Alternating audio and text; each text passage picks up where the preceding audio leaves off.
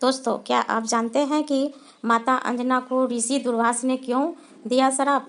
एक बार की बात है कि ऋषि दूरभाष ने स्वर्ग में एक औपचारिक बैठक का आयोजन किया, जिसमें इंद्रदेव भी भाग ले रहे थे। उस समय हर कोई सभासद गहन मंथन में डूबा हुआ था, परंतु वहां एक कुंजी स्थला नाम की अप्सरा अनजाने में उस बैठक में विघ्न पैदा कर रही थी। तब ऋषि दूरभाषा ने उस अप्सरा को ऐसा न करने के लिए कहा, परंतु ऋषि की कही गई बातों का उस अप्सरा पर कोई असर न पड़ा और उसने ऋषि की बातों को अनसुना कर दिया। तब ऋषि दूरभाषा ने क्रोध में आकर उस अप्सरा अर्थात अंजना माता को श्राप देते हुए कहा कि तुमने यहाँ इस सभा में एक बंदर की तरह बर्ताव कर रही थी, इसलिए तुम उसी प्रकार की बंदरिया बन जाओ।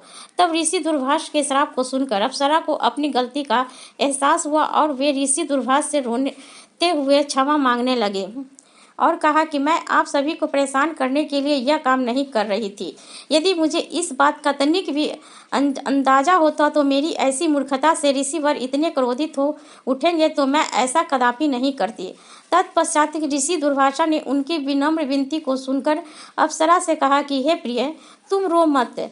अगले जन्म में तुम एक बानर कुल के जन्म लोगी और तुम्हारा विवाह भी बानर भगवान से ही होगा। तुम्हारा पुत्र भी बानर ही होगा, जो कि बहुत ही शक्तिशाली होगा, भगवान श्री राम का प्रिय भक्त होगा। यह सुनकर अप्सरा कुंजी स्थला ने ऋषि दूरभाषा को नमस्कार करते हुए दिए गए श्राप को स्वीकार कर लिया।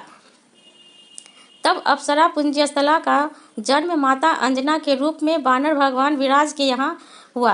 तब माता अंजना विवाह योग हो गई। तब उनकी शादी बानर भगवान केसरी से हुई।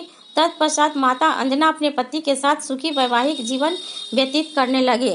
तो बोलो जय हनुमान, जय जय हनुमान, पुत्र हनुमान की जय।